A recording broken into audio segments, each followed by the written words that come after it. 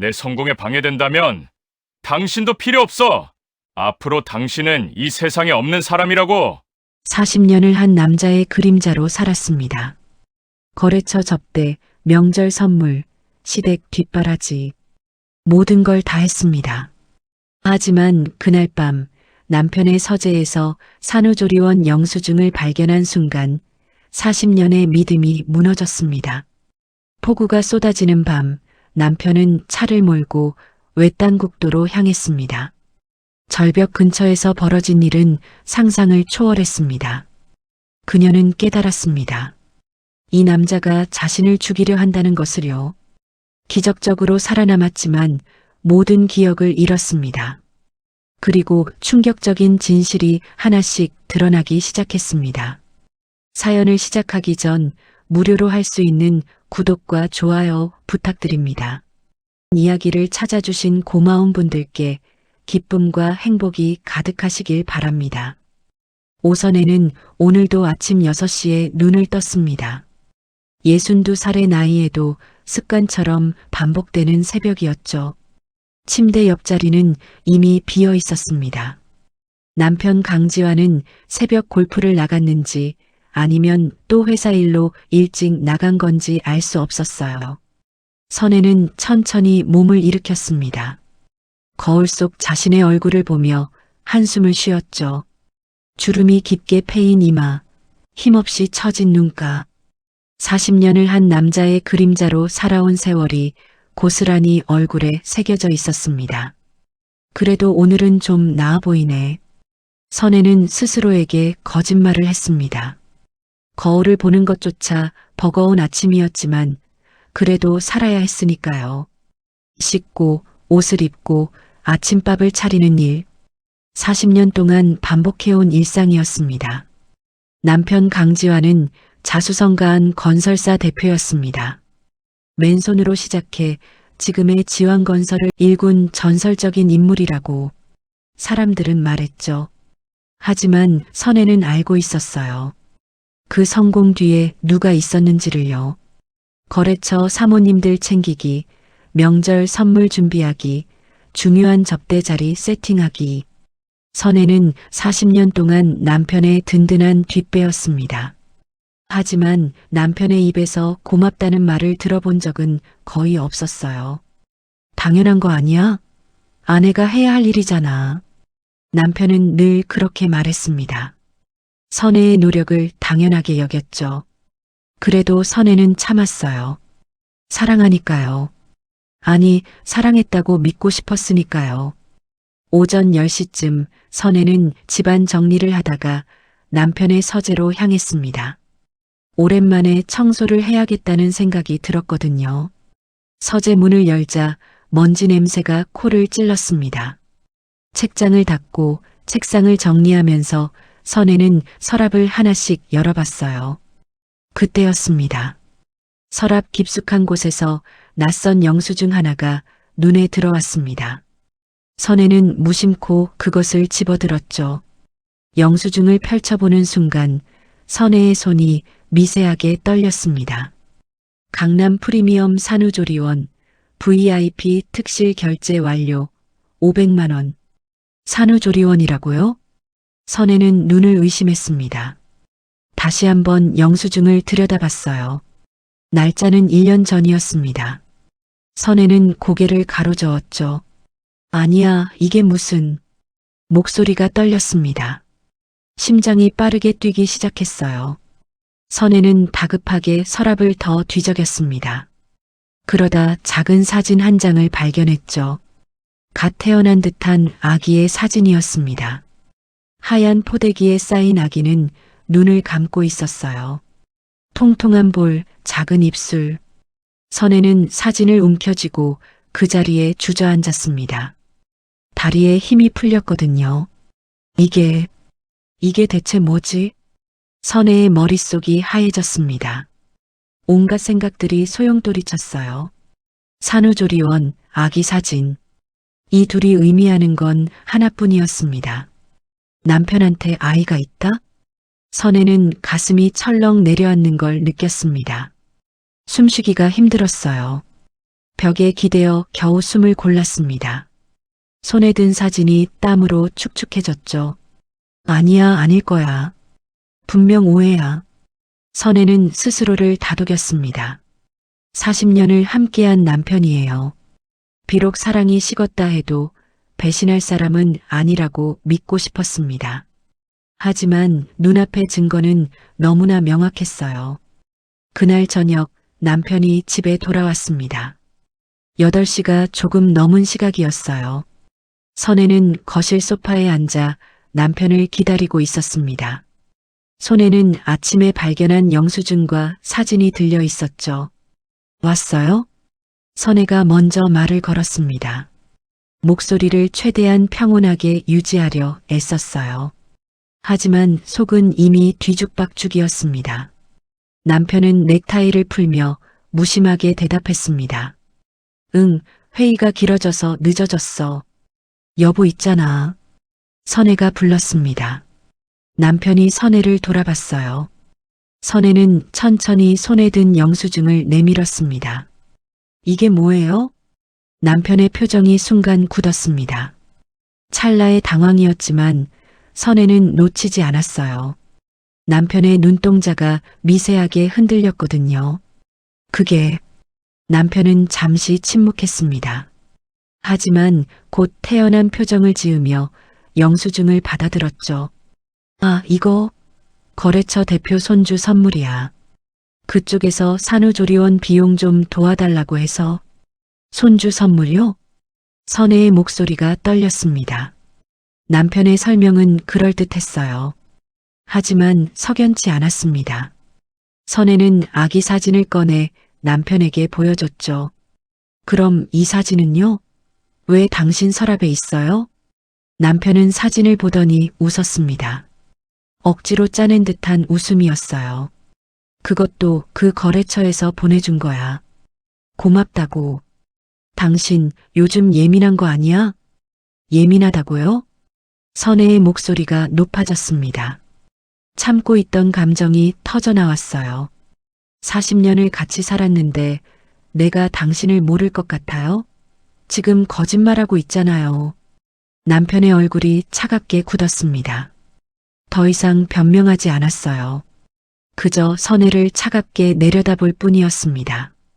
당신, 남편이 낮은 목소리로 말했습니다. 내 일에 참견하지 마. 알 필요 없는 건 알려고 하지도 마. 선혜는 온몸이 얼어붙는 것 같았습니다. 차가운 남편의 말투, 무표정한 얼굴. 이 사람이 정말 40년을 함께한 내 남편인가 싶었어요. 그날 밤 선혜는 잠을 이룰 수 없었습니다. 남편은 일찍 잠자리에 들었지만 선혜는 거실을 서성였어요. 머릿속이 복잡했습니다. 의심은 확신으로 변해가고 있었죠. 새벽 2시쯤 선혜는 현관으로 나갔습니다. 남편의 차를 확인하고 싶었어요. 뭔가 더 증거가 있을 것 같았거든요. 현관문을 조심스럽게 열고 주차장으로 내려갔습니다. 남편의 검은색 제네시스가 어둠 속에 서 있었어요. 선혜는 차 문을 열었습니다. 다행히 잠겨 있지 않았죠. 조수석에 앉아 선혜는 손으로 이곳저곳을 더듬었습니다. 그때였습니다.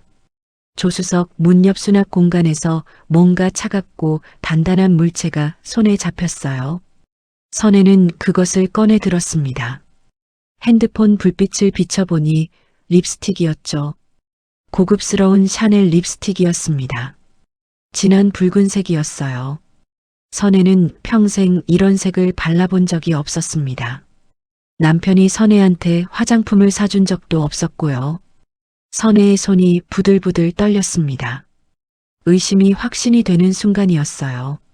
남편한테 다른 여자가 있었습니다. 아니, 아기까지 있었던 거였어요. 선혜는 차에서 내려 비틀거리며 집으로 돌아왔습니다.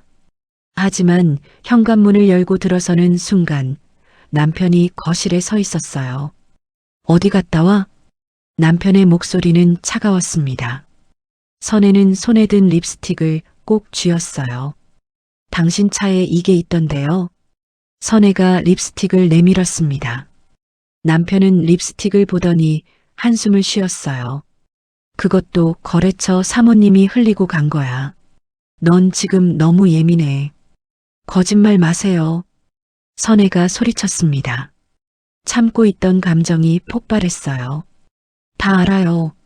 당신한테 다른 여자 있는 거, 아기까지 있잖아요. 남편의 표정이 싸늘하게 변했습니다. 더 이상 변명하지 않았어요. 그저 선혜를 노려볼 뿐이었습니다. 알면 어쩔 건데? 남편의 말에 선혜는 할 말을 잃었습니다. 남편이 한 걸음 다가왔어요.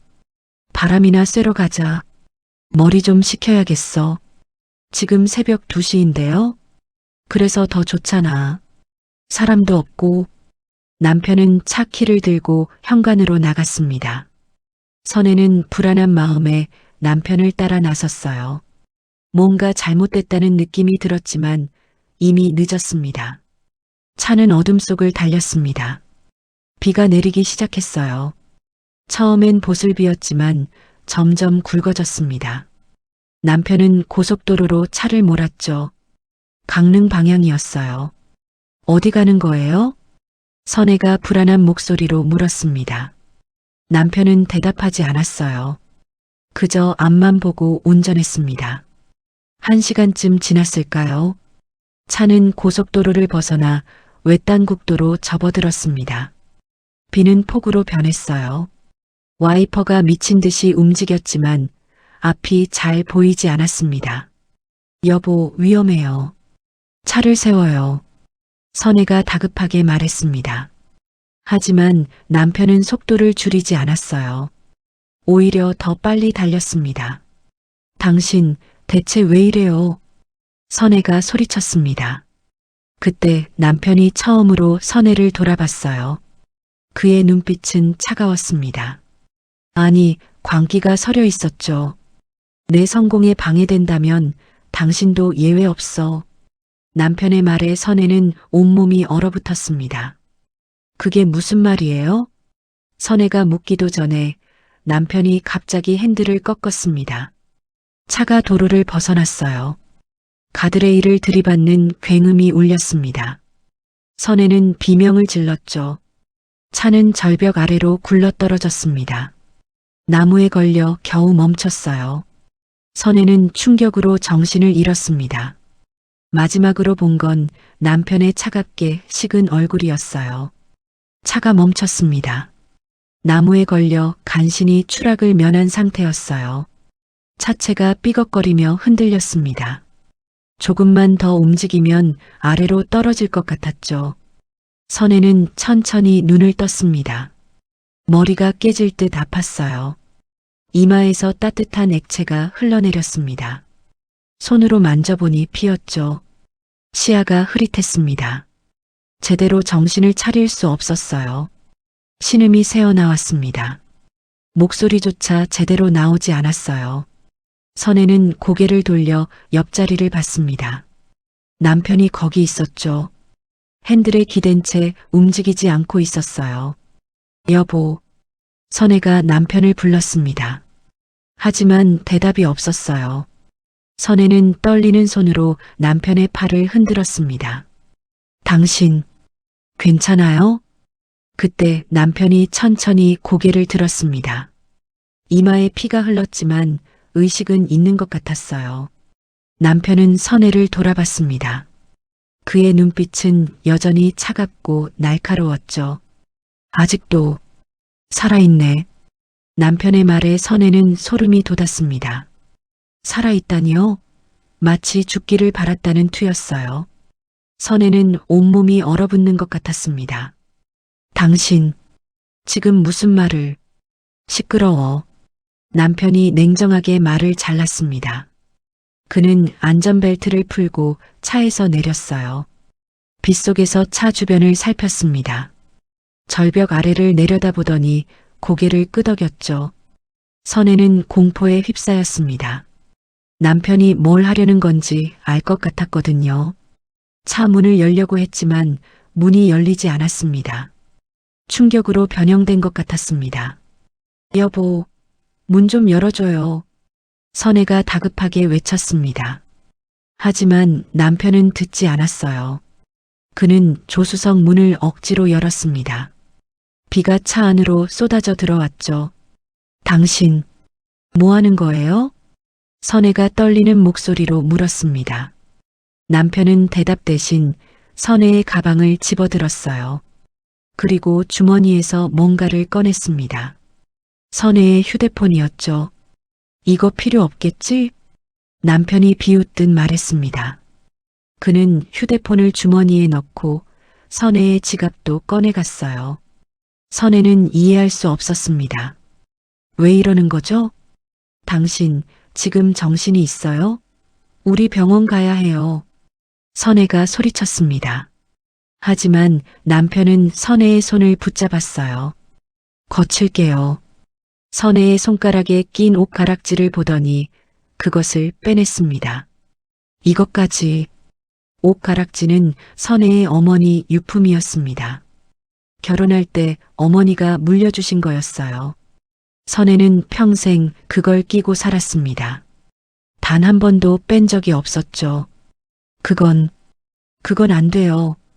선혜가 필사적으로 손을 뻗었습니다. 하지만 남편은 가락지를 주머니에 넣어버렸어요. 그리고 선혜를 차갑게 내려다봤습니다. 오선혜는 이제 이 세상에 없어. 남편의 말에 선혜는 숨이 멎는 줄 알았습니다. 무슨 말이에요? 선혜는 남편의 얼굴을 똑바로 봤습니다.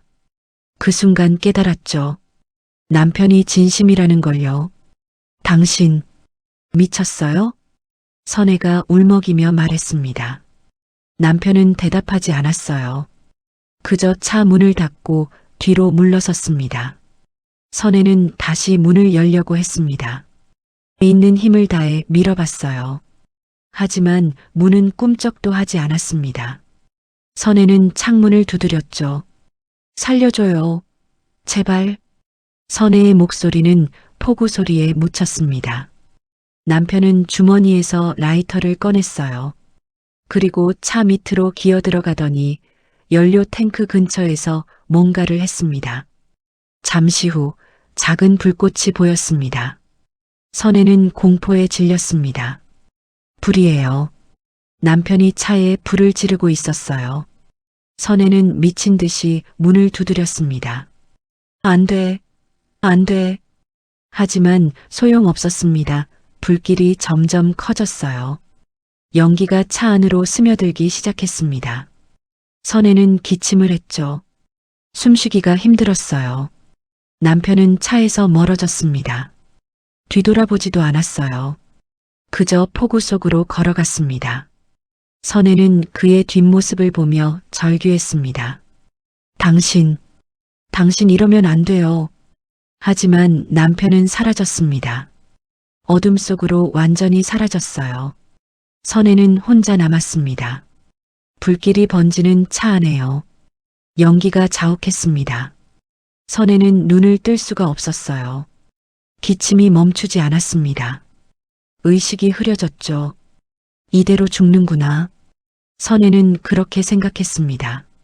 40년을 함께한 남편에게 버림받고 죽는구나.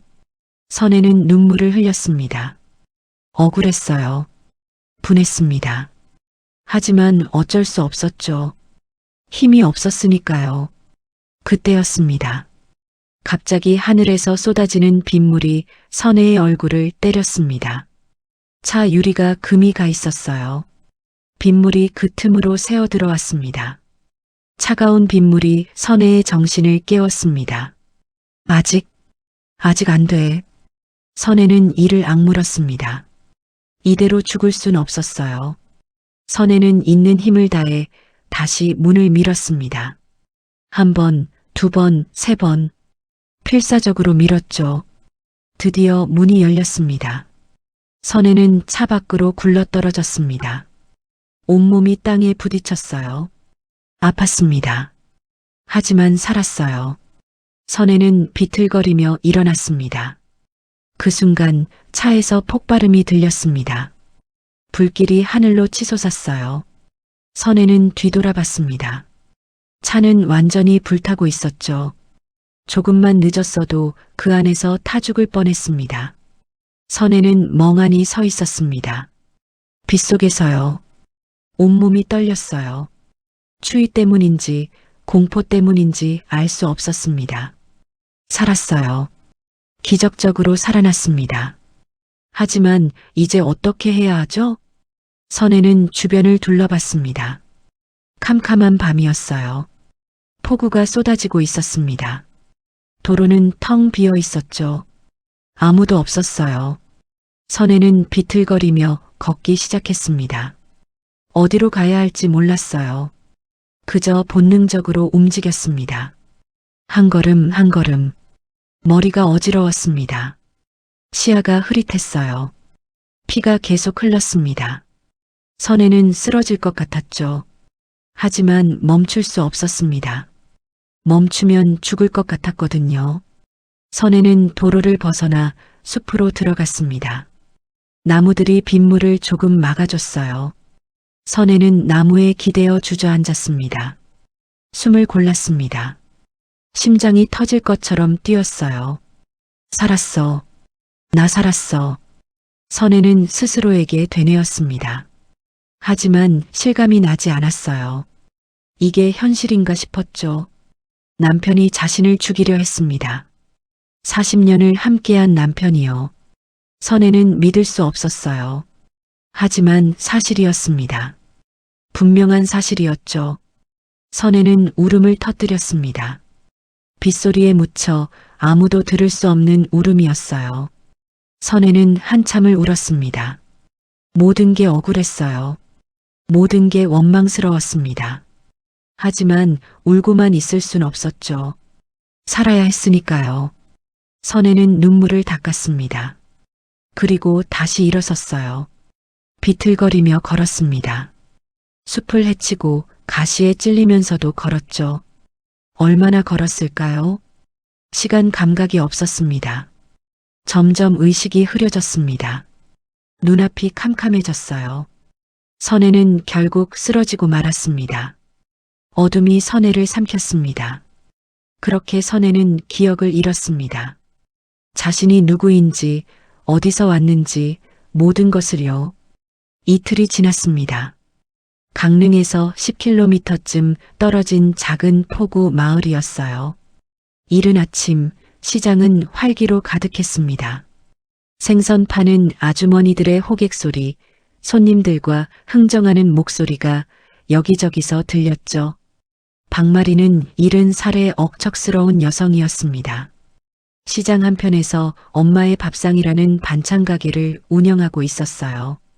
작은 가게였지만 마리의 손맛을 아는 단골 손님들로 늘 붐볐습니다.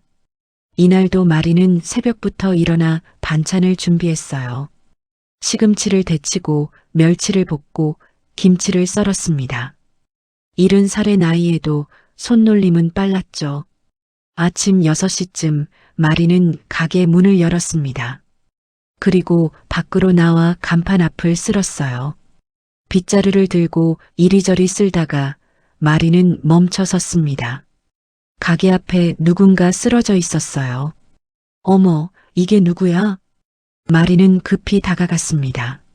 쓰러진 사람은 여자였어요. 옷은 흙투성이에 찢어져 있었습니다. 머리는 헝클어졌고 얼굴은 피와 흙으로 범벅이었죠. 마리는 여자의 어깨를 흔들었습니다. 아가씨, 괜찮아요? 정신 차려요. 여자는 미동도 하지 않았어요. 마리는 여자의 숨을 확인했습니다. 다행히 숨은 쉬고 있었죠. 하지만 몸은 차가웠습니다. 비에 젖어서 얼어붙은 것 같았어요. 이를 어쩌나. 마리는 주변을 둘러봤습니다. 아직 이른 시간이라 사람이 많지 않았어요. 마리는 가게 안으로 들어가 담요를 가져왔습니다. 그리고 여자를 덮어줬죠. 일단 따뜻하게 해야지. 마리는 휴대폰을 꺼내 구급차를 불렀습니다. 10분쯤 지나자 구급차가 도착했어요. 마리는 구급대원들과 함께 여자를 들것에 옮겼습니다. 할머니도 같이 가실래요? 구급대원이 물었습니다. 마리는 고개를 끄덕였어요. 그래야지. 혼자 둘 순 없잖아. 병원에 도착했습니다. 의사가 여자를 진찰했어요. 다행히 생명에는 지장이 없었습니다. 하지만 머리를 심하게 다쳤고 온몸에 타박상이 있었죠. 외상 후 스트레스 증후군으로 보입니다. 정신적 충격이 컸던 것 같네요. 의사가 마리에게 설명했습니다. 언제쯤 깨어날까요? 글쎄요, 빠르면 오늘 안에, 늦으면 며칠 걸릴 수도 있어요. 마리는 한숨을 쉬었습니다. 그리고 여자 옆에 앉아 기다렸어요. 오후 2시쯤 여자가 눈을 떴습니다. 천천히 조심스럽게 눈을 떴어요. 처음엔 천장을 멍하니 바라봤습니다. 그러다 고개를 돌려 주변을 둘러봤죠. 어디? 여자가 작은 목소리로 중얼거렸습니다. 목소리는 쉬어 있었어요. 마리는 얼른 여자의 손을 잡았습니다. 정신 차렸어요? 여기는 병원이에요. 여자는 마리를 봤습니다. 눈동자가 초점 없이 흔들렸어요. 마치 뭔가를 떠올리려는 듯 했습니다. 병원? 그래요. 내가 당신을 발견해서 데려왔어요. 우리 가게 앞에 쓰러져 있었거든. 여자는 멍하니 고개를 끄덕였습니다. 하지만 이해한 건지 알 수 없었어요. 그저 멍한 표정으로 천장을 바라볼 뿐이었습니다. 의사가 들어왔습니다. 여자의 상태를 확인하고 몇 가지 질문을 했어요. 이름이 뭐예요? 여자는 대답하지 못했습니다. 입을 벙긋거리다가 고개를 저었어요. 모르겠어요. 나이는요? 모르겠어요. 어디서 왔어요? 모르겠어요. 여자는 모든 질문에 같은 대답만 했습니다. 의사는 심각한 표정을 지었어요. 기억상실입니다. 외상성 기억상실로 보이네요. 마리는 놀랐습니다. 기억상실이라니요. 그럼 아무것도 기억 못해요? 네, 당분간은 힘들 것 같습니다. 시간이 지나면 돌아올 수도 있지만 확실하진 않아요. 의사가 나간 뒤 마리는 여자를 바라봤습니다.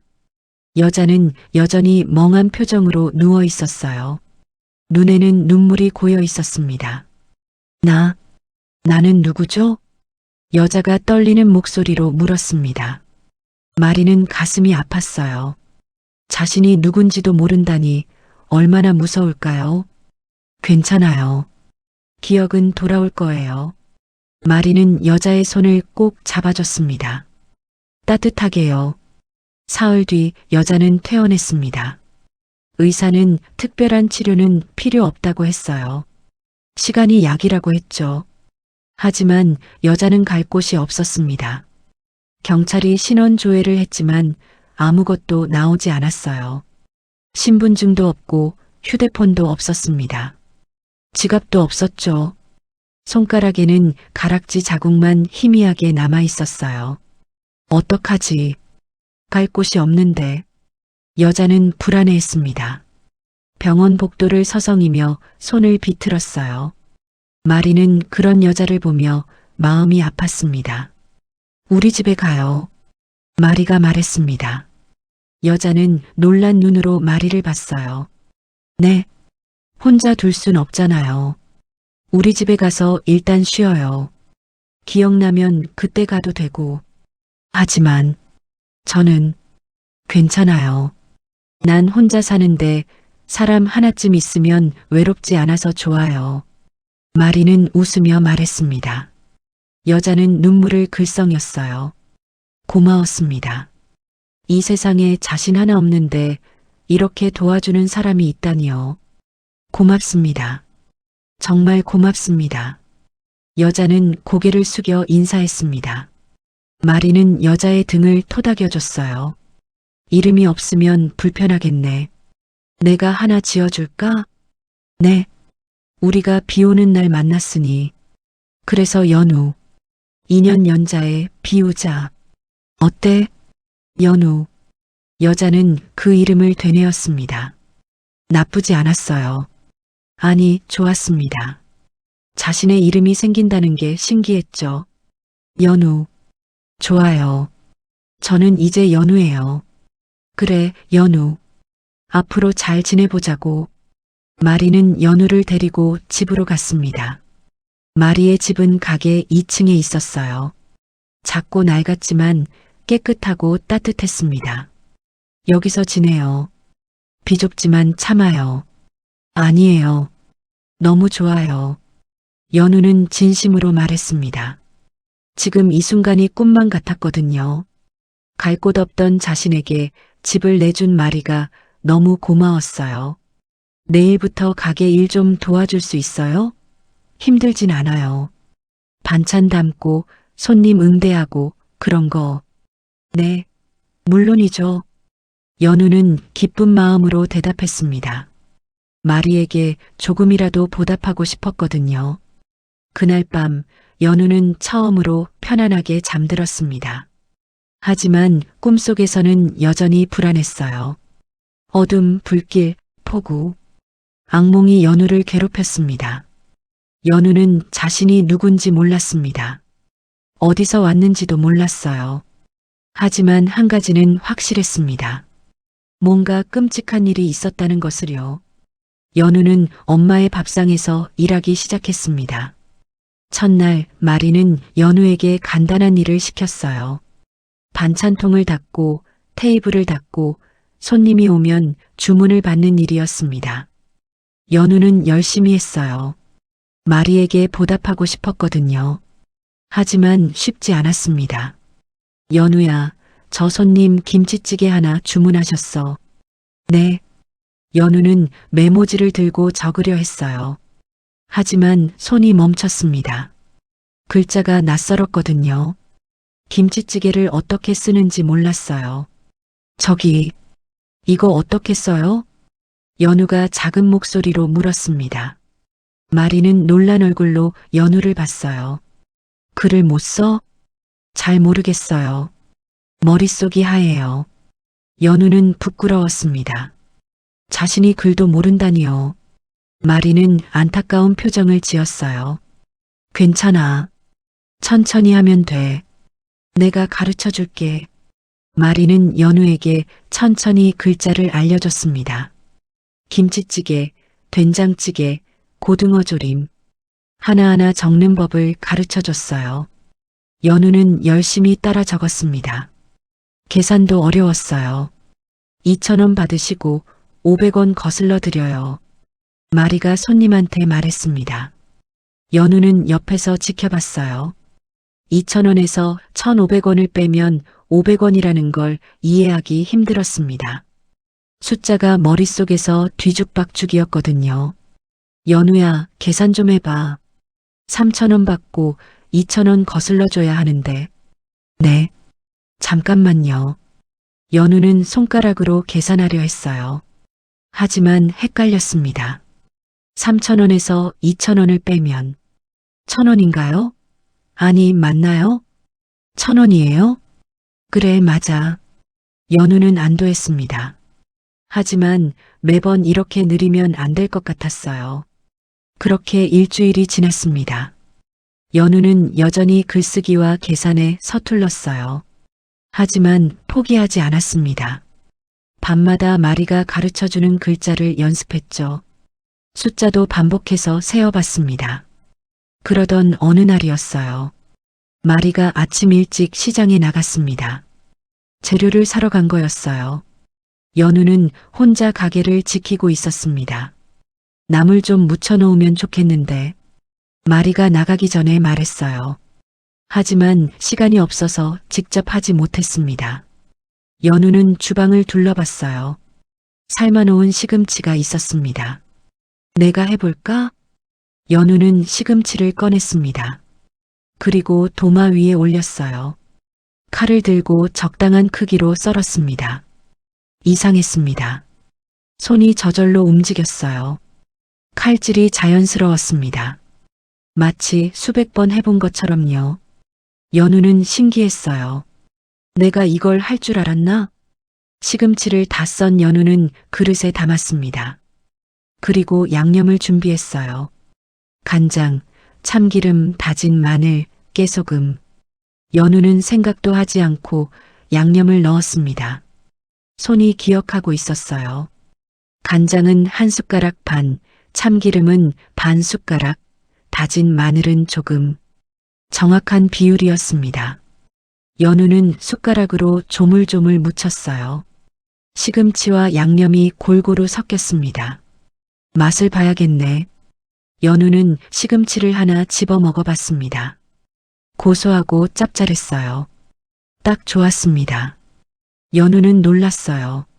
어떻게 내가 이렇게 잘해? 1시간쯤 뒤 마리가 돌아왔습니다. 손에는 장바구니가 가득했어요. 연우야, 내가 왔어. 어머니. 연우는 마리를 어머니라고 불렀습니다.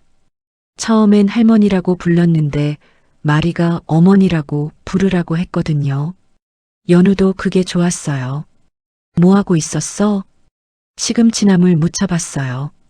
뭐? 너가? 마리는 놀란 표정으로 주방으로 갔습니다. 그릇에 담긴 시금치나물을 봤어요.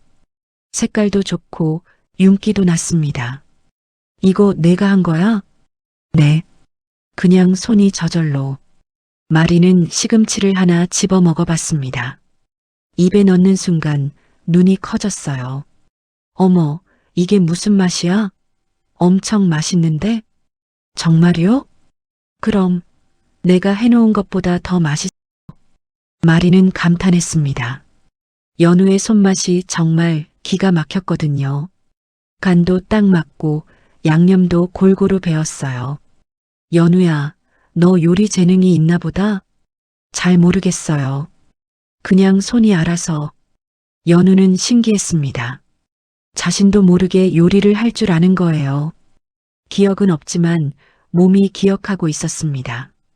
그날 이후 연우는 주방 일을 맡게 됐어요. 마리가 재료를 준비하면 연우가 나물을 무치고 조림을 만들었습니다. 처음엔 서툴렀어요. 하지만 점점 익숙해졌습니다. 콩나물 무침을 할 때도 그랬어요. 연우는 콩나물을 삶아서 물기를 빼고 양념을 넣었습니다. 고춧가루, 다진 파, 마늘, 참기름. 손이 저절로 움직였죠. 이 정도면 될 것 같은데. 연우가 중얼거렸습니다. 맛을 보니 딱 좋았어요. 마리도 감탄했습니다. 연우야, 너 정말 대단해. 이렇게 맛있게 하다니. 과찬이세요. 그냥 손이 기억하는 것 같아요. 연우는 웃으며 대답했습니다. 하지만 마음 한편으로는 궁금했어요. 나는 과거에 뭘 했을까? 요리를 많이 해봤나? 한 달이 지났습니다. 연우의 손맛은 시장에 소문이 났어요. 엄마의 밥상 나물이 예전보다 훨씬 맛있어졌다고 손님들이 말했습니다. 마레씨, 요즘 나물 맛이 왜 이렇게 좋아요? 우리 연우가 만들었어요. 연우? 누구예요? 내가 데려온 딸이에요. 손맛이 기막히죠? 마리는 자랑스럽게 말했습니다. 연우는 부끄러워하면서도 기뻤어요. 자신이 누군가에게 도움이 된다는 게 행복했거든요. 시장 사람들도 연우를 좋아했습니다. 생선가게 아저씨는 연우한테 늘 신선한 생선을 저렴하게 줬어요. 야채가게 아주머니는 좋은 채소를 골라줬습니다. 연우야, 이 시금치 가져가. 오늘 아침에 들어온 거야. 고맙습니다, 아주머니. 연우는 시장 사람들과 인사하며 다녔어요. 처음엔 낯설었지만 이제는 익숙했습니다. 이곳이 자신의 집 같았죠. 하지만 밤이 되면 달랐습니다. 연우는 잠들기 전 늘 불안했어요. 나는 누구일까? 어디서 왔을까? 가족은 있을까? 궁금한 게 너무 많았습니다. 기억이 돌아오면 좋을 텐데. 연우는 천장을 바라보며 중얼거렸어요. 하지만 기억은 돌아오지 않았습니다. 그저 어둠, 불길, 폭우의 악몽만 반복될 뿐이었죠. 어느 날 저녁 마리와 연우는 가게 문을 닫고 2층에서 저녁을 먹었습니다. 마리가 만든 된장찌개와 연우가 만든 나물들이 상에 가득했어요. 잘 먹겠습니다. 두 사람은 함께 밥을 먹었습니다. 말없이 하지만 편안하게요. 연우는 이 순간이 좋았어요. 기억은 없지만 지금이 행복했으니까요. 연우야. 마리가 불렀습니다. 연우는 마리를 봤어요. 네, 어머니. 기억 안 나도 괜찮아. 지금 이렇게 함께 있으면 되는 거야. 마리의 말에 연우는 눈물이 났습니다. 고마웠어요. 이렇게 자신을 받아준 마리가요. 고맙습니다, 어머니. 정말, 정말 고맙습니다. 연우는 고개를 숙였습니다. 눈물이 뚝뚝 떨어졌어요. 마리는 연우의 손을 꼭 잡아줬습니다. 우리 이제 가족이야. 그날 밤 연우는 처음으로 악몽 없이 잠들었습니다. 마리의 따뜻한 말이 마음을 편안하게 해줬거든요. 연우는 몰랐습니다. 자신의 손맛이 과거 전업주부로 살았던 삶의 흔적이라는 것을요. 40년 동안 가족을 위해 밥을 했던 기억이 손끝에 남아있다는 것을요. 하지만 지금은 중요하지 않았습니다. 연우는 새로운 삶을 살고 있었으니까요. 서울, 강남의 고급 아파트였습니다. 강지환은 넓은 거실 소파에 앉아 서류를 보고 있었어요. 아내 오선혜의 실종 신고서였습니다. 1년 전 폭우가 쏟아지던 그날 밤 이후로 선혜는 사라졌죠. 경찰은 사고 현장을 조사했습니다. 불에 탄 차, 절벽 아래 흔적들. 하지만 시신은 발견되지 않았어요.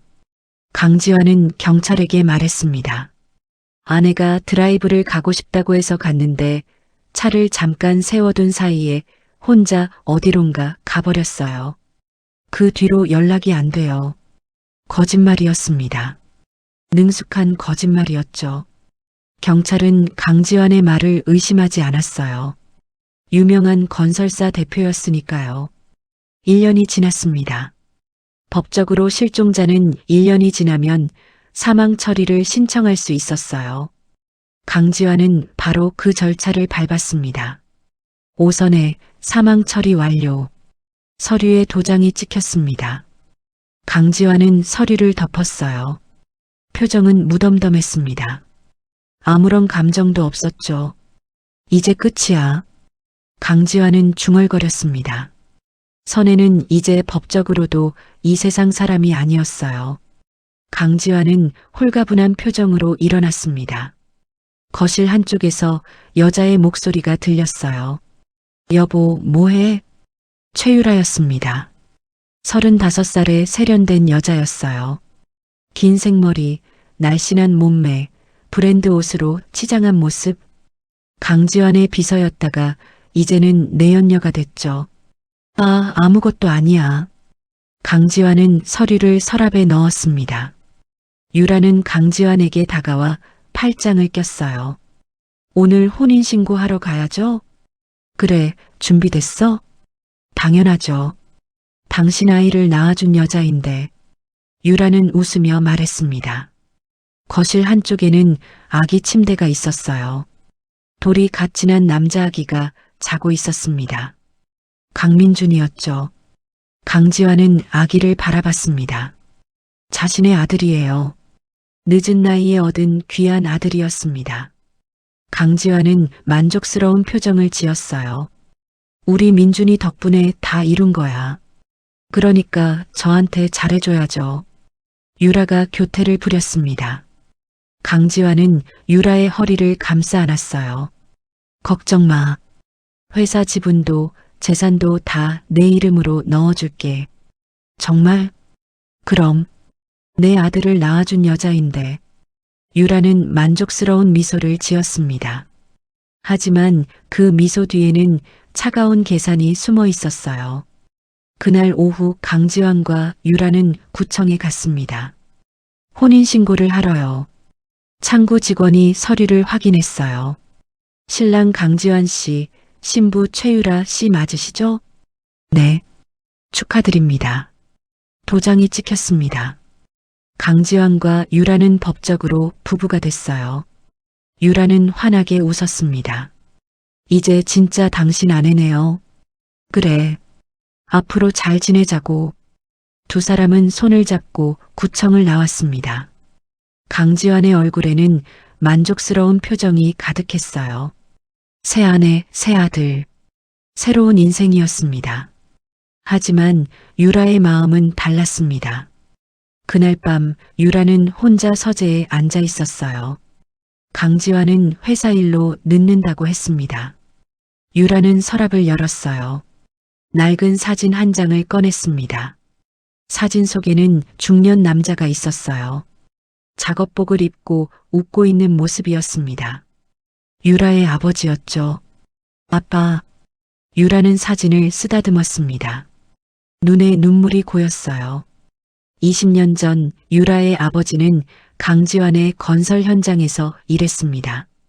하지만 부실 공사로 건물이 무너졌고 아버지는 그 사고로 돌아가셨어요. 강지환은 유족들에게 돈을 쥐어주며 입을 막았습니다. 법적 책임도 피했죠. 어린 유라는 그때의 기억을 잊지 못했어요. 아버지의 장례식, 엄마의 울음소리, 그리고 강지환의 차가운 얼굴. 유라는 그날 다짐했습니다. 언젠가 복수하겠다고요. 유라는 대학을 졸업하고 강지환의 회사에 입사했습니다.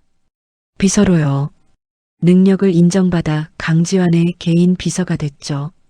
그리고 의도적으로 강지환에게 접근했어요. 강지환은 유라에게 빠졌습니다. 젊고 아름다운 여자였으니까요.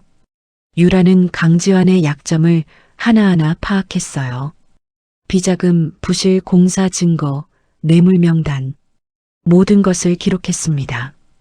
그리고 임신을 했어요. 사실 아기는 강지환의 아이가 아니었습니다. 유라는 일부러 다른 남자의 아이를 임신했어요. 하지만 강지환은 자신의 아이라고 믿었습니다. 유라는 그렇게 속였죠. 이제 거의 다 왔어, 아빠. 유라는 사진을 다시 서랍에 넣었습니다. 그리고 노트북을 켰어요. 화면에는 수십 개의 파일이 있었습니다. 강지환의 비리 증거들이었죠. 조금만 더 기다려. 다 빼앗고 무너뜨릴 거야. 유라는 차갑게 웃었습니다. 한편 강릉의 작은 포구 마을. 연우는 엄마의 밥상에서 여전히 일하고 있었어요. 이제는 가게의 실질적인 주인이나 다름없었습니다. 손님들도 연우를 찾았죠. 연우야, 오늘 시금치나물 있어? 네, 아저씨. 오늘 아침에 새로 무쳤어요. 역시 연우 손맛이 최고야. 연우는 웃으며 반찬을 담아줬습니다. 시장 사람들은 연우를 가족처럼 대했어요. 연우도 이곳이 진짜 집 같았습니다. 저녁이 됐습니다. 마리와 연우는 가게 문을 닫고 2층으로 올라갔어요. 마리가 텔레비전을 켰습니다. 저녁 뉴스가 나왔죠. 오늘의 주요 뉴스입니다. 유명 건설사 대표 강지환 씨가 재혼했습니다. 뉴스 화면에 강지환의 얼굴이 나왔어요. 옆에는 최유라가 있었습니다. 두 사람은 손을 잡고 웃고 있었죠. 연우는 무심코 화면을 봤습니다. 그 순간 묘한 느낌이 들었어요. 가슴이 답답했습니다. 왜 그런지 알 수 없었죠. 연우야, 괜찮아? 마리가 걱정스럽게 물었습니다. 연우는 고개를 저었어요. 네, 괜찮아요. 그냥 좀 이상한 느낌이 들어서요. 피곤한가 보다. 오늘 일찍 자렴. 네, 어머니. 연우는 방으로 들어갔습니다. 침대에 누워 천장을 바라봤어요. 뉴스 속 남자의 얼굴이 계속 떠올랐습니다. 왜 그 사람을 보니 가슴이 답답할까요? 연우는 알 수 없었습니다. 하지만 한 가지는 확실했어요. 그 남자가 낯설지 않았다는 것을요. 서울과 강릉, 두 개의 삶이 흘러가고 있었습니다. 한쪽에서는 강지환이 새로운 인생을 즐기고 있었어요. 다른 한쪽에서는 연우가 평범한 일상을 살고 있었습니다. 하지만 운명의 톱니바퀴는 천천히 돌아가고 있었죠. 언젠가 두 삶이 다시 만날 날이 올 거예요. 그리고 그날 모든 진실이 드러날 것입니다. 3개월이 더 지났습니다. 엄마의 밥상은 이제 시장에서 제일 유명한 가게가 됐어요. 연우의 손맛 덕분이었습니다. 손님들은 줄을 서서 기다렸고 반찬은 늘 동이 났죠. 어느 날 아침 낯선 남자 2명이 가게를 찾아왔습니다. 한 명은 카메라를 들고 있었고 다른 한 명은 수첩을 들고 있었어요. 안녕하세요. 강릉 지역 방송국에서 나왔습니다. 마리가 반갑게 맞았습니다. 어머, 방송국이요? 네. 저희가 맛집 프로그램을 만들고 있는데 이 가게 소문을 들었어요. 한번 촬영해도 될까요? 마리는 연우를 돌아봤습니다. 연우는 망설였어요. 방송에 나간다는 게 부담스러웠거든요. 어떡하지? 괜찮아, 연우야. 우리 가게 알리는 거잖아. 마리가 격려했습니다. 연우는 천천히 고개를 끄덕였어요. 그럼 해볼게요. 촬영이 시작됐습니다. PD가 연우에게 질문했어요. 이름이 어떻게 되세요? 연우입니다.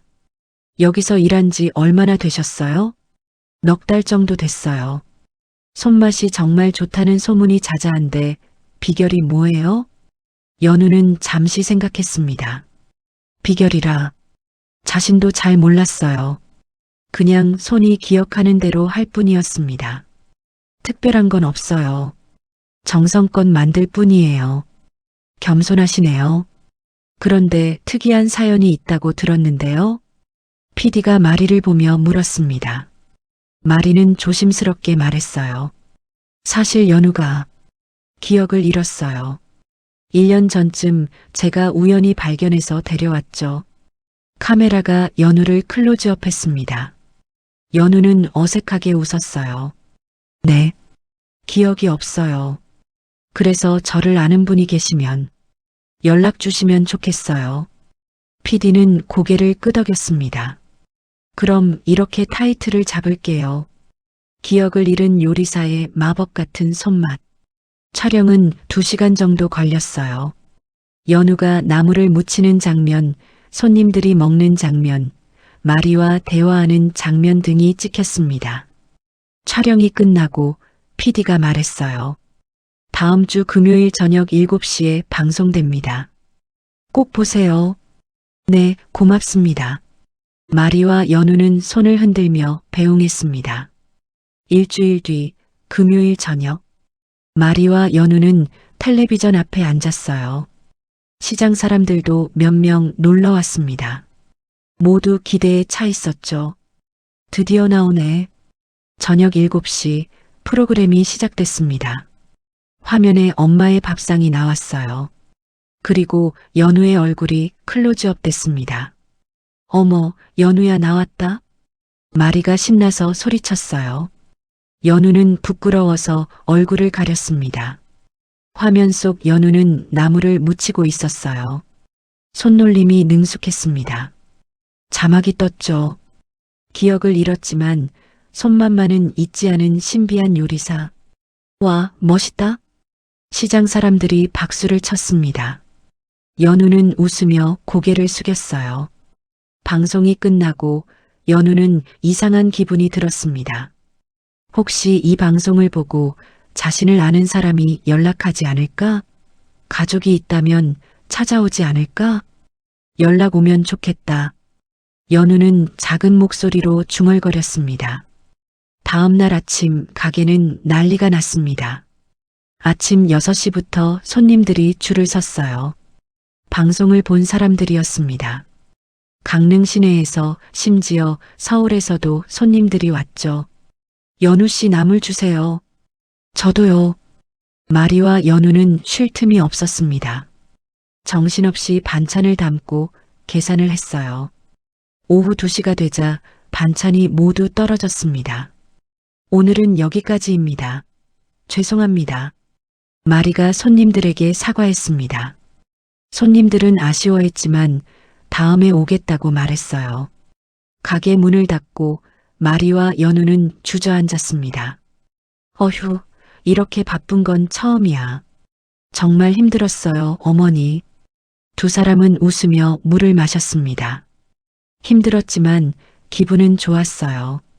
그날 밤 연우는 휴대폰을 확인했습니다. 마리가 사준 휴대폰이었어요. 혹시 연락이 왔나 해서요. 하지만 아무 연락도 없었습니다. 역시 없네. 연우는 실망했습니다. 방송을 보고 아무도 연락하지 않았어요. 자신을 아는 사람이 정말 없는 걸까요? 연우는 창밖을 바라봤습니다.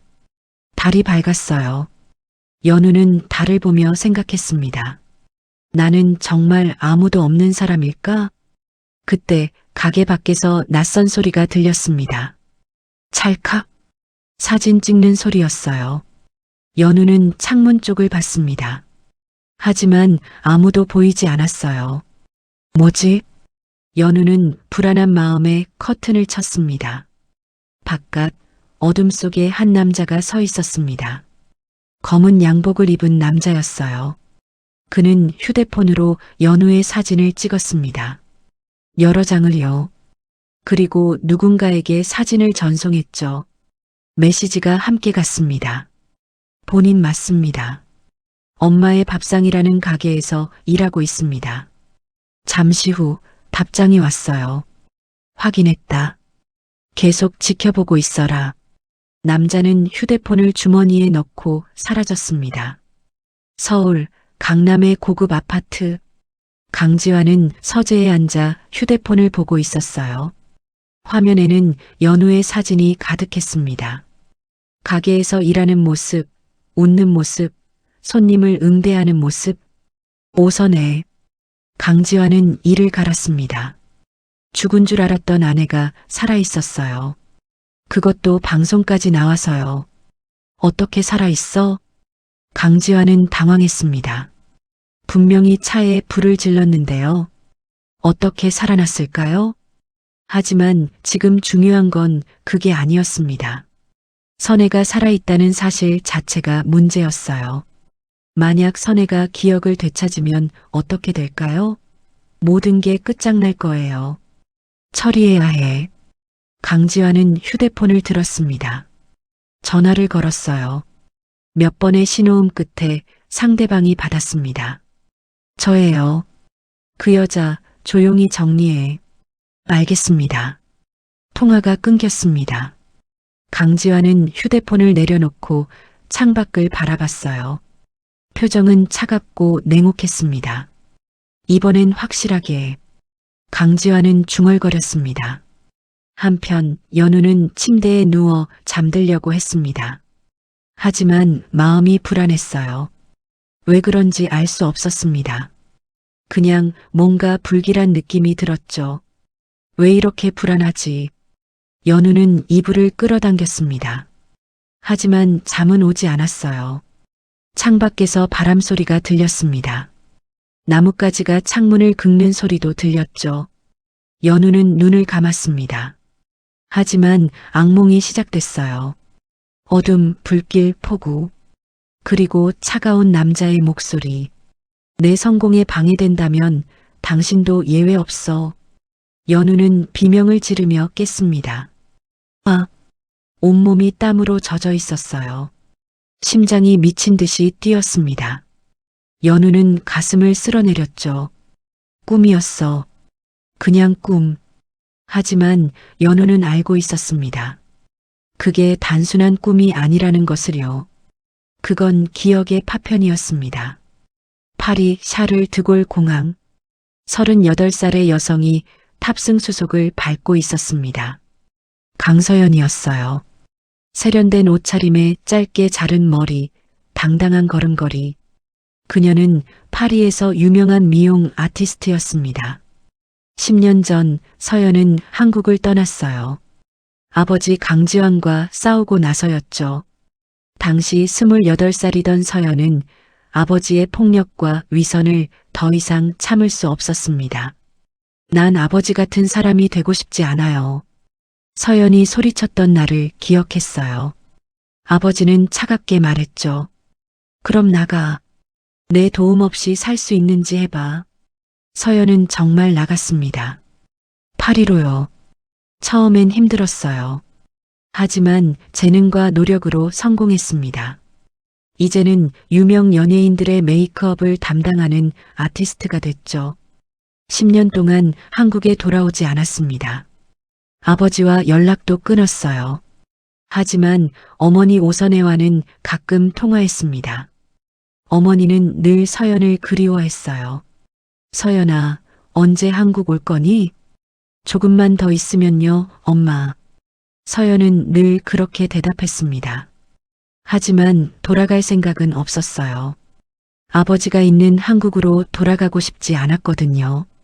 그러던 어느 날 파리에서 친한 친구가 링크를 보내왔습니다. 야, 이거 너희 엄마 아냐? 서연은 링크를 눌렀어요. 한국 지역 방송 프로그램이었습니다. 화면에는 작은 반찬 가게가 나왔고 한 여성이 나무를 묻히고 있었죠. 서연은 숨이 멎었습니다. 엄마. 화면 속 여성은 어머니와 너무 닮았어요. 나이도 비슷해 보였습니다. 하지만 이름은 연우라고 나왔죠. 말도 안 돼. 서연은 영상을 반복해서 봤습니다. 얼굴 윤곽, 손 모양, 나물 묻히는 솜씨, 모든 게 어머니였어요. 서연은 아버지한테 전화했습니다. 10년 만에 통화였어요. 아빠, 서연이냐? 아버지의 목소리는 차갑고 놀란 듯 했습니다. 엄마 어디 있어요? 뭐? 엄마요. 엄마 지금 어디 있냐고요? 서연은 다급하게 물었습니다. 아버지는 잠시 침묵했어요. 내 엄마는 1년 전에 돌아가셨어. 거짓말. 사고로 돌아가셨다. 실종됐다가 사망 처리됐어. 서연은 믿을 수 없었습니다. 1년 전이라니요? 왜 자신한테 말하지 않았을까요? 왜 말 안 했어요? 연락이 끊긴 지 10년이 넘었잖아. 말해봤자 소용없을 것 같아서. 아버지의 목소리는 무덤덤했습니다. 서연은 화가 났어요. 엄마 장례식은요? 조촐하게 치렀어? 서연은 전화를 끊었습니다. 손이 떨렸어요. 엄마가 돌아가셨다고요? 믿을 수 없었습니다. 하지만 영상 속 여자는 분명 엄마였어요. 가봐야겠어. 서연은 즉시 비행기표를 끊었습니다. 한국행이었어요. 이틀 뒤 인천공항. 서연은 입국장을 나왔습니다. 10년 만에 귀국이었어요. 낯설었지만 그리울 겨를이 없었습니다.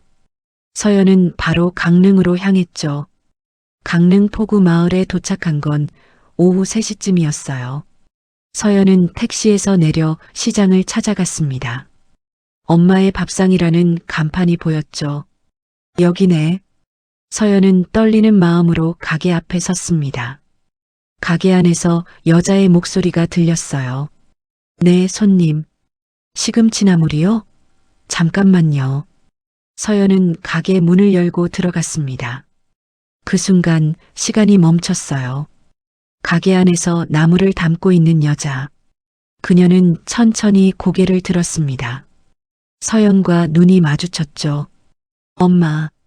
서연의 입에서 저절로 말이 나왔습니다. 눈에서 눈물이 쏟아졌어요.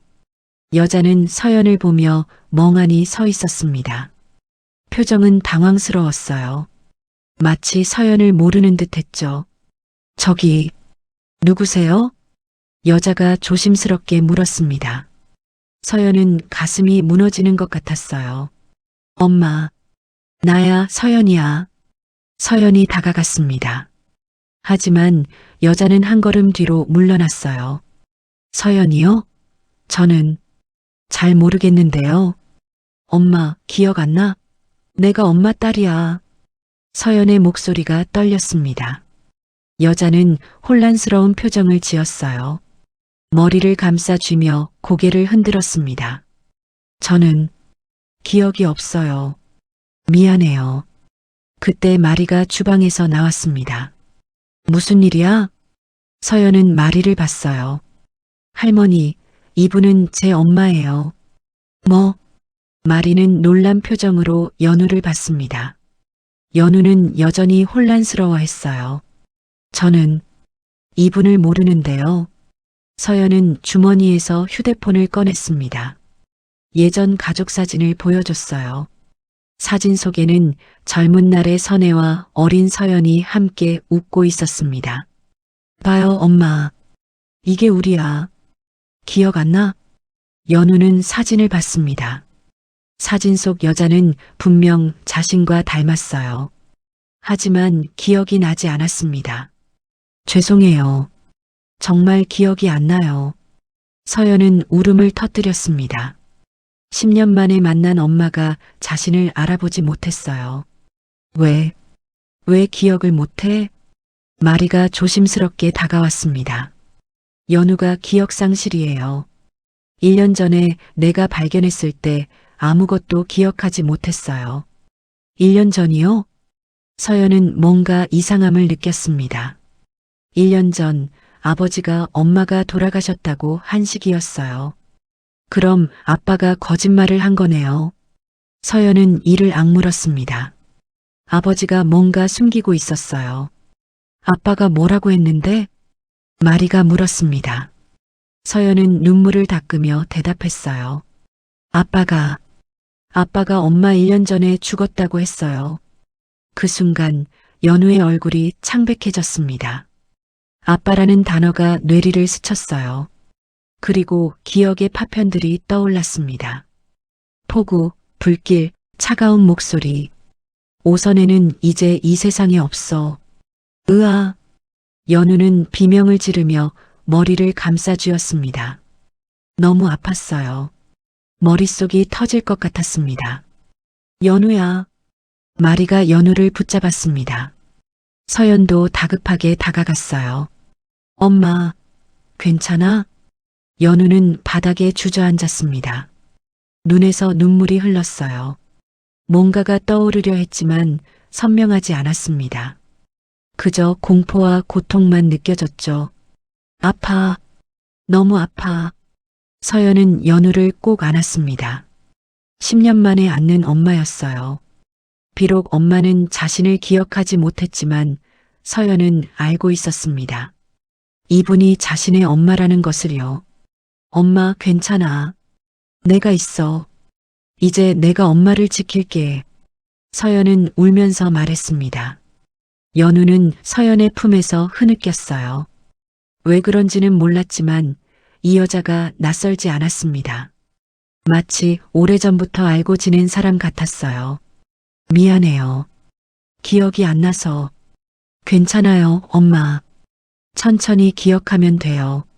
서연은 연우의 등을 토닥였습니다. 마리는 두 사람을 보며 한숨을 쉬었어요. 복잡한 사연이 있는 것 같았습니다. 일단 안으로 들어가요. 여기서 이러면 안 돼요. 세 사람은 가게 문을 닫고 2층으로 올라갔습니다. 서연은 연우의 손을 꼭 잡고 있었어요. 놓칠까봐 두려웠습니다. 이제 뭘 해야 하지? 서연은 생각했습니다. 엄마를 찾았지만 아직 끝이 아니었어요. 아버지가 거짓말을 했다는 건 뭔가 숨기고 있다는 뜻이었습니다. 알아내야 해. 엄마한테 무슨 일이 있었는지. 서연은 다짐했습니다. 사흘이 지났습니다. 서연은 엄마의 밥상 2층에 머물며 연우와 시간을 보냈어요. 조금씩 이야기를 나누고 함께 밥을 먹고 옛날 사진을 보여주며 기억을 되찾도록 도왔습니다. 연우는 여전히 기억나지 않았어요. 하지만 서연과 함께 있으면 마음이 편했습니다. 이상하게 익숙한 느낌이었죠. 엄마, 이 사진 기억나? 서연이 어릴 적 가족 사진을 보여줬습니다. 사진 속에는 젊은 선혜와 강지환, 그리고 5살쯤 된 서연이 있었어요. 연우는 사진을 들여다봤습니다. 사진 속 남자의 얼굴을 보자 가슴이 답답해졌어요. 이 사람, 누구예요? 아빠예요. 강지환. 연우는 강지환이라는 이름을 들은 순간 온몸이 얼어붙었습니다. 뭔가가 떠오르려 했어요. 폭우, 불길, 그리고 그 차가운 목소리. 기억나요? 서연이 조심스럽게 물었습니다. 연우는 고개를 저었어요. 잘 모르겠어요. 그냥 무섭게 느껴져요. 서연은 연우의 손을 꼭 잡았습니다. 괜찮아요, 엄마. 천천히 해요. 그날 밤 서연은 혼자 방에 앉아 생각했습니다. 아버지가 거짓말을 했어요. 엄마가 죽었다고 했지만 엄마는 살아 있었습니다. 그것도 기억을 잃은 채로요. 뭔가 있어. 서연은 확신했습니다. 아버지가 뭔가를 숨기고 있다는 것을요. 서연은 노트북을 열고 검색을 시작했습니다. 1년 전 엄마의 실종 사건에 대해서요. 뉴스 기사가 몇 개 나왔습니다. 유명 건설사 대표 부인 실종, 강지환 씨 아내 오선혜 씨 실종 신고. 기사를 읽으며 서연은 이상한 점을 발견했어요. 아버지는 엄마가 혼자 어디론가 갔다고 진술했습니다. 하지만 사고 현장에서는 불에 탄 차가 발견됐다고 나와 있었죠. 뭔가 안 맞아. 서연은 더 깊이 파고들었습니다. 그러다 경찰 조사 기록을 찾았어요. 비공식 자료였지만 어렵게 구했습니다. 기록에는 이렇게 적혀 있었어요. 현장에서 인위적 화재 흔적 발견. 하지만 증거 불충분으로 사건 종결. 인위적 화재? 서연의 등골이 오싹해졌습니다. 누군가 일부러 불을 질렀다는 뜻이었어요. 그럼 엄마는? 아빠가 그런 거야? 서연은 믿고 싶지 않았습니다. 아무리 나쁜 아버지라도 아내를 죽이려 했다니요. 하지만 모든 정황이 그렇게 말하고 있었어요. 다음 날 아침 서연은 연우와 마리에게 모든 것을 말했습니다. 엄마, 아빠가 엄마를 죽이려 한 것 같아요. 연우는 놀란 표정을 지었어요. 마리도 입을 막았습니다. 그게 무슨 말이야? 1년 전 사고 현장에서 인위적 화재 흔적이 발견됐대요. 누군가 일부러 불을 질렀다는 거예요. 연우는 떨리는 손으로 머리를 감싸쥐었습니다. 기억의 파편들이 더 선명해졌어요. 차 안, 폭우, 남편의 차가운 얼굴. 그 사람이 엄마, 불을 질렀어요. 차에. 연우의 목소리가 떨렸습니다. 눈물이 흘러내렸어요. 기억이 돌아오고 있었습니다. 내 성공에 방해된다면 당신도 예외 없어. 그렇게 말했어요. 서연은 주먹을 쥐었습니다. 분노가 치솟았어요. 그 나쁜.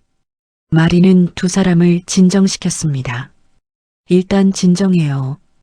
이제 어떻게 할 거예요? 경찰에 신고해야죠. 살인미수예요. 서연이 단호하게 말했습니다. 연우도 고개를 끄덕였어요. 맞아요. 신고해야 해요. 한편 서울. 강지환은 회사 서재에 앉아 있었습니다. 선혜가 살아있다는 사실이 그를 괴롭혔어요. 게다가 딸 서연까지 나타났다고 했습니다. 망했어. 강지환은 머리를 감싸쥐었습니다. 모든 게 끝날 수도 있었어요. 그때 유라가 서재로 들어왔습니다. 여보, 무슨 일 있어요? 아니야. 아무것도 아니야. 강지환은 애써 태어난 척했습니다. 하지만 유라는 이미 알고 있었어요. 사람을 보내 강지환을 감시했거든요. 유라는 선혜가 살아있다는 사실을 알았습니다. 그리고 강지환이 선혜를 죽이려 했다는 것도요. 완벽해. 유라는 속으로 웃었습니다. 이건 강지환을 무너뜨릴 완벽한 기회였어요. 유라는 강지환 모르게 증거를 모으기 시작했습니다. 강지환의 비자금 계좌, 부실 공사 서류, 그리고 선해 살인 시도의 증거까지요. 20년 전 유라의 아버지는 강지환의 건설 현장에서 일했습니다. 부실 공사로 건물이 무너졌고 아버지는 그 사고로 목숨을 잃었어요. 당시 강지환은 돈으로 유족들의 입을 막았습니다. 법적 책임도 피했죠. 어린 유라는 그 모습을 잊지 못했어요. 아빠, 이제 복수할게. 유라는 서랍에서 낡은 사진을 꺼냈습니다. 작업복을 입고 웃고 있는 아버지의 모습이었어요. 유라는 아버지의 복수를 위해 강지환에게 접근했습니다. 비서가 됐고 내연녀가 됐죠. 그리고 아기까지 낳았어요. 하지만 아기는 강지환의 아이가 아니었습니다. 유라는 일부러 다른 남자와 관계를 가졌어요. 그리고 그 아이를 임신했습니다. 강지환은 자신의 아이라고 믿었죠. 유라는 그렇게 속였어요. 강민준이라는 이름을 붙인 아기는 강지환의 친자가 아니었습니다. 유라는 이 사실을 알고 있었어요. 하지만 강지환은 몰랐죠. 이제 때가 됐어. 유라는 노트북을 열었습니다. 화면에는 수십 개의 파일이 있었어요. 강지환의 모든 비리 증거였습니다. 유라는 USB에 파일들을 복사했습니다. 그리고 가방에 넣었어요. 검찰에 가야지. 유라는 결심했습니다. 강지환을 검찰에 고발할 거예요. 내부 고발자로요. 그러면 자신은 살아남고 강지환은 무너질 것입니다. 하지만 그 전에 한 가지 더 해야 할 일이 있었어요. 유라는 병원에 갔습니다. 유전자 검사 결과를 받으러요. 일주일 전에 강지환과 민준이의 유전자 검사를 의뢰했었습니다. 몰래요. 최유라 씨 맞으시죠? 네. 결과 나왔습니다. 의사가 봉투를 건넸습니다. 유라는 봉투를 열어 결과지를 봤어요. 친자 관계 없음. 유라는 만족스러운 미소를 지었습니다. 완벽해. 유라는 결과지를 가방에 넣었습니다. 이제 모든 준비가 끝났어요. 강지환은 아내한테도 내연녀한테도 배신당할 운명이었습니다. 그리고 아들이라고 믿었던 아이마저 자신의 친자가 아니라는 사실을 알게 될 거예요. 인과응보야, 강지환. 유라는 차갑게 중얼거렸습니다. 모든 톱니바퀴가 맞물려 돌아가고 있었습니다. 강지환의 몰락은 시작됐어요. 그리고 그 끝에서 진실이 세상에 드러날 것입니다. 일주일 뒤 서울중앙지방검찰청.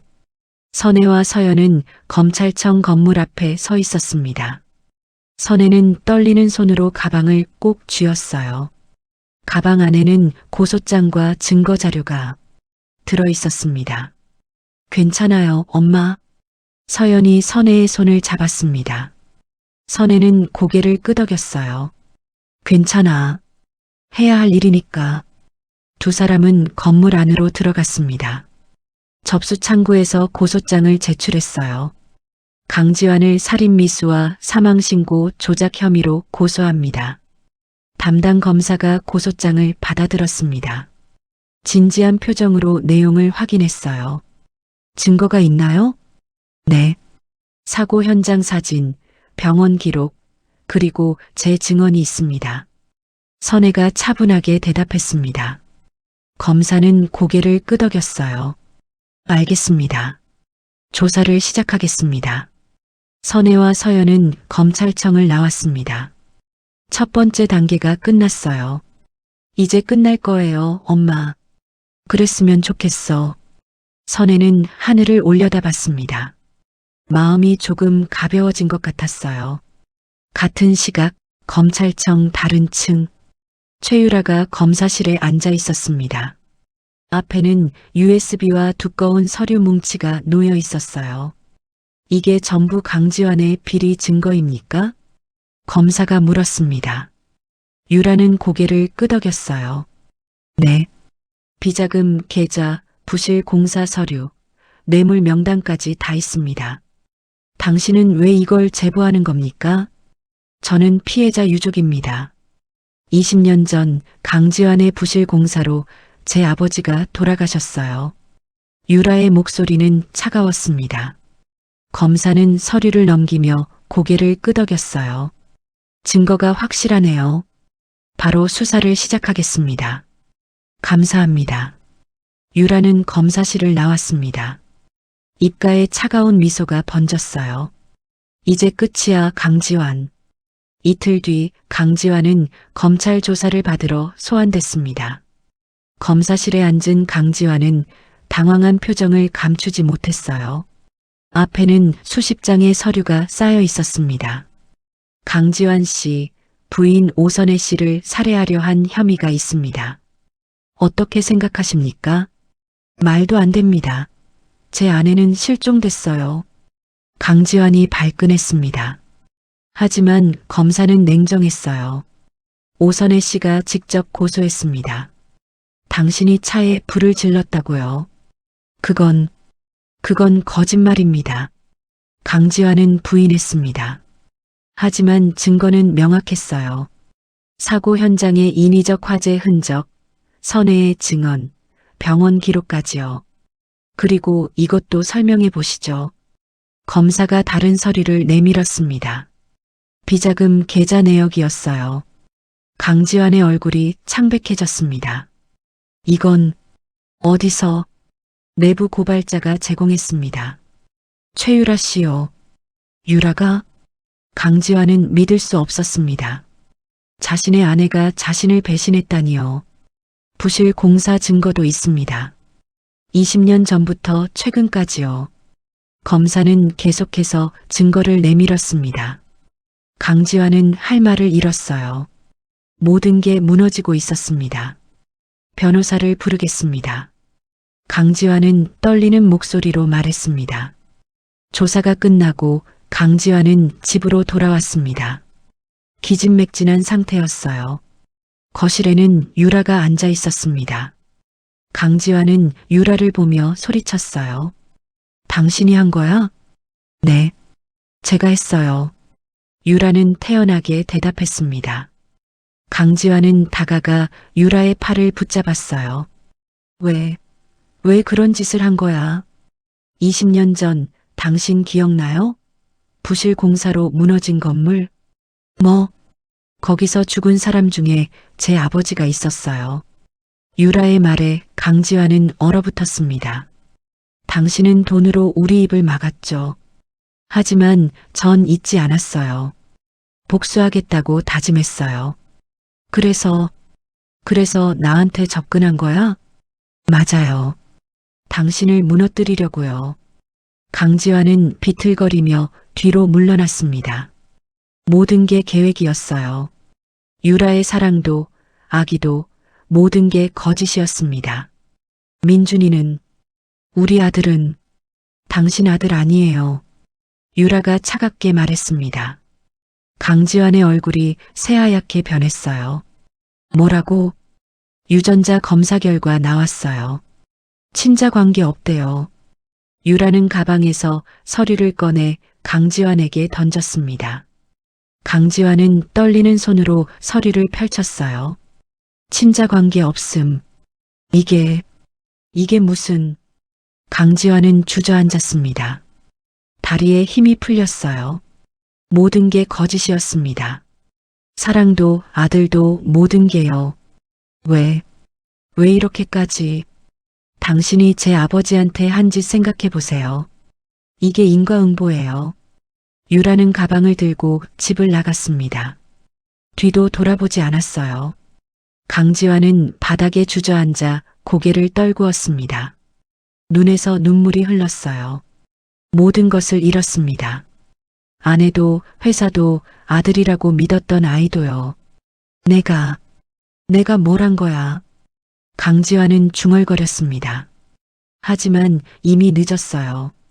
그날 밤 강지환은 침대에 누워 있었습니다. 머리가 깨질 듯이 아팠어요. 스트레스와 충격이 극에 달했습니다. 갑자기 왼쪽 팔이 저렸습니다. 말이 제대로 나오지 않았어요. 강지환은 일어나려 했지만 몸이 움직이지 않았습니다. 시야가 흐려졌어요. 뇌경색이었습니다. 강지환은 바닥에 쓰러졌습니다. 의식을 잃기 직전 선혜의 얼굴이 떠올랐어요. 그리고 자신이 한 짓들이 스쳐 지나갔습니다. 미안. 강지환은 그렇게 쓰러졌습니다. 다음 날 아침 가정부가 강지환을 발견했습니다. 급히 구급차를 불렀어요. 병원으로 실려간 강지환은 응급수술을 받았습니다. 다행히 목숨은 건졌어요. 하지만 후유증이 심했습니다. 왼쪽 몸이 마비됐고 말도 제대로 하지 못했어요. 휠체어 신세가 됐습니다. 환자분은 평생 재활 치료를 받아야 합니다. 의사가 말했습니다. 강지환은 아무 말도 하지 못했어요. 입만 벙긋거릴 뿐이었습니다. 모든 것을 잃은 강지환은 병원 침대에 누워 천장을 바라봤습니다. 눈에서 눈물이 흘렀어요. 이게 자신이 받아야 할 벌이었습니다. 선혜를 죽이려 했던 죄, 수십 년간 쌓아온 비리의 죄, 모든 죄가 자신에게 돌아온 거예요. 인과응보였습니다. 한편 강릉의 엄마의 밥상. 선혜는 뉴스를 보고 있었습니다. 화면에는 강지환의 소식이 나왔어요. 유명 건설사 대표 강지환, 뇌경색으로 쓰러져. 각종 비리 혐의로 수사 중. 선혜는 복잡한 표정을 지었습니다. 미운 사람이지만 40년을 함께 산 남편이었어요. 동정은 아니었지만 허무했습니다. 이제 끝났네요. 서연이 엄마 옆에 앉았습니다. 선혜는 고개를 끄덕였어요. 그래, 이제 끝났어. 선혜는 텔레비전을 껐습니다. 더 이상 그 사람에 대해 생각하고 싶지 않았어요. 이제는 자신의 새로운 삶을 살 시간이었습니다. 1년이 흘렀습니다. 강릉 포구 마을은 여전히 활기찼어요. 시장 사람들은 오늘도 생선을 팔고 채소를 팔고 손님들과 흥정했습니다. 엄마의 밥상은 이제 시장의 랜드마크가 됐어요. 간판도 새로 달았고 가게도 조금 넓혔습니다. 하지만 여전히 따뜻한 분위기는 그대로였죠. 가게 안에서는 선혜가 나무를 묻히고 있었습니다. 이제는 완전히 기억을 되찾았어요. 오선혜로서의 40년 그리고 연우로서의 1년. 모든 기억이 돌아왔습니다. 하지만 선혜는 오선혜로 돌아가지 않았어요.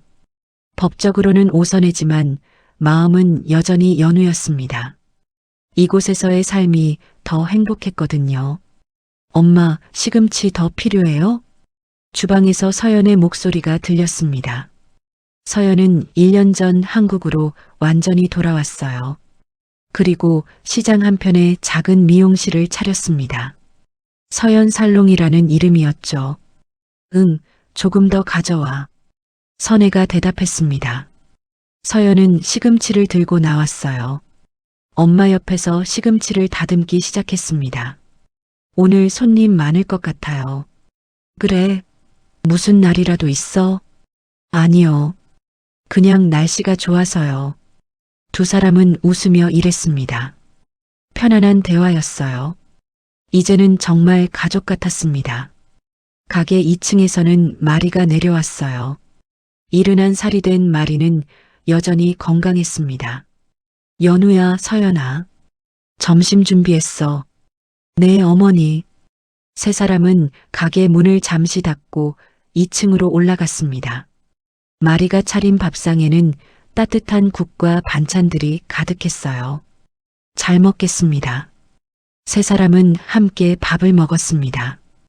옛날 이야기도 하고 오늘 있었던 일도 이야기했죠. 웃음소리가 끊이지 않았습니다. 행복하네요. 선혜가 중얼거렸습니다.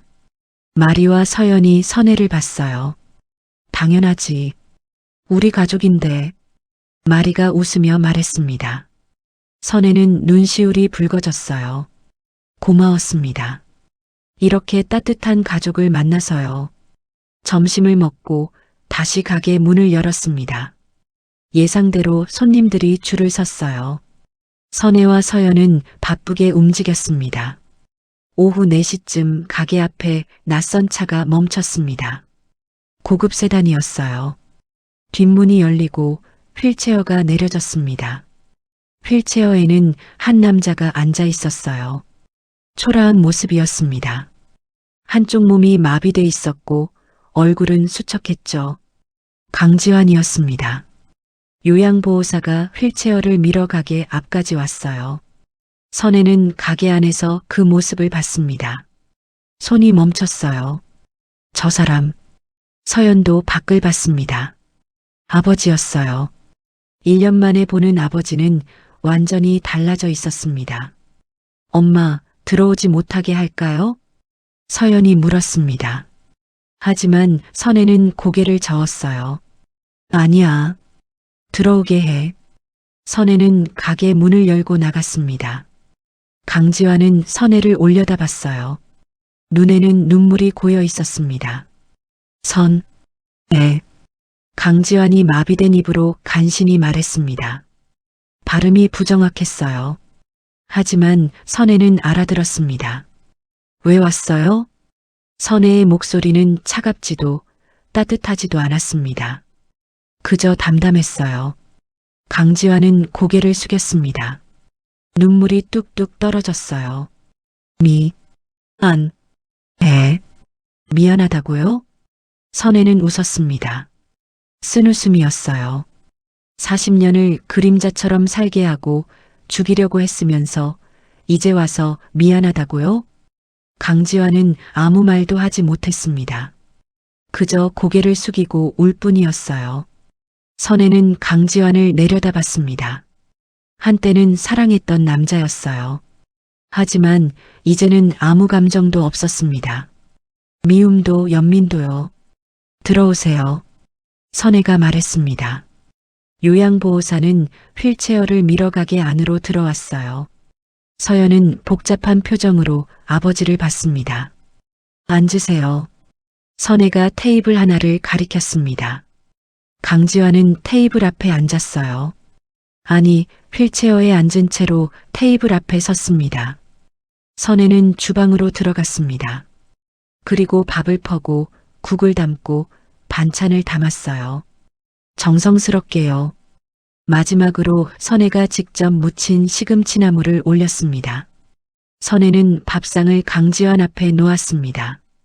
드세요. 강지환은 밥상을 보며 눈물을 흘렸어요. 오선혜의 손맛이었습니다. 40년 동안 먹어왔던 그 익숙한 맛이었죠. 강지환은 떨리는 손으로 숟가락을 들었습니다. 마비된 손이라 제대로 들리지 않았어요. 요양보호사가 도와주려 했지만 강지환은 고개를 저었습니다. 혼자 하고 싶었어요. 강지환은 간신히 숟가락으로 밥을 떠서 입에 넣었습니다. 씹으며 눈물을 흘렸어요. 40년의 기억이 스쳐 지나갔습니다. 맛있어요? 선혜가 물었습니다. 강지환은 고개를 끄덕였어요. 이게 마지막이에요. 선혜의 말에 강지환은 선혜를 올려다봤습니다. 이건 오선혜가 주는 마지막 밥입니다. 다 드시고 다시는 찾지 마세요. 선혜의 목소리는 단호했습니다. 강지환은 고개를 끄덕였어요. 알고 있었습니다. 자신은 용서받을 자격이 없다는 것을요. 강지환은 천천히 밥을 먹었습니다. 한 숟가락 한 숟가락 눈물을 흘리며요. 선혜는 강지환을 보지 않았습니다. 그저 창밖을 바라봤어요. 마음은 이미 정리됐습니다. 강지환은 밥을 다 먹었습니다. 숟가락을 내려놓고 선혜를 봤어요. 고맙습니다. 선혜는 대답하지 않았습니다. 강지환은 요양보호사의 부축을 받으며 가게를 나갔어요. 뒤돌아보지 않았습니다. 차가 떠나고 선혜는 한숨을 쉬었습니다. 서연이 엄마의 손을 잡았어요. 괜찮아요, 엄마. 응, 괜찮아. 선혜는 웃었습니다. 진심으로요. 이제 정말 끝났습니다. 40년의 굴레에서 벗어났어요. 선혜는 손가락을 봤습니다. 옷가락지가 반짝였어요. 어머니의 유품이었습니다. 1년 전 경찰이 강지환한테서 압수해 돌려줬던 거예요. 선혜는 가락지를 쓰다듬었습니다. 그리고 마리를 봤어요. 마리는 웃으며 선혜를 안아줬습니다. 이제 진짜 우리 연우야. 내 어머니. 서연도 두 사람을 안았습니다. 세 사람은 꼭 껴안은 채 웃었어요. 가게 밖에서는 저녁 해가 지고 있었습니다. 노을이 아름다웠어요. 선혜는 노을을 보며 생각했습니다. 이제 새로운 인생이 시작됐어요. 오선혜도 아니고 연우도 아닌 진짜 자신으로서의 삶이요. 엄마의 밥상에서 딸과 새엄마와 함께 따뜻한 밥을 나누는 삶. 그게 선혜가 바라던 행복이었습니다. 자, 이제 저녁 준비하자. 마리가 말했습니다. 세 사람은 웃으며 주방으로 들어갔어요. 엄마의 밥상은 오늘도 따뜻했습니다. 그리고 그 따뜻함은 앞으로도 계속될 것입니다. 오늘 준비한 이야기는 여기까지입니다. 여러분은 오늘 이야기를 들으며 어떤 생각에 잠기셨나요? 오늘 사연의 주인공 가족에게 해주고 싶은 조언이나 응원의 메시지를 댓글로 남겨주신다면 큰 위로와 도움이 될 거예요. 오늘의 이야기가 여러분의 마음에 작은 울림을 주었다면 좋아요로 따뜻한 마음을 나눠주세요. 앞으로도 이런 이야기들을 계속해서 함께 나누고 싶으시다면 구독을 눌러주세요. 구독하시면 새로운 이야기가 올라올 때 가장 먼저 소식을 받아보실 수 있습니다. 이 이야기가 힘이 될 것 같은 소중한 분이 떠오른다면 그분께 공유하여 마음을 전해보세요. 오늘도 평온한 하루 보내시길 바랍니다. 더 깊고 감동 있는 이야기로 다시 찾아뵙겠습니다. 바람 같은 이야기였습니다. 감사합니다.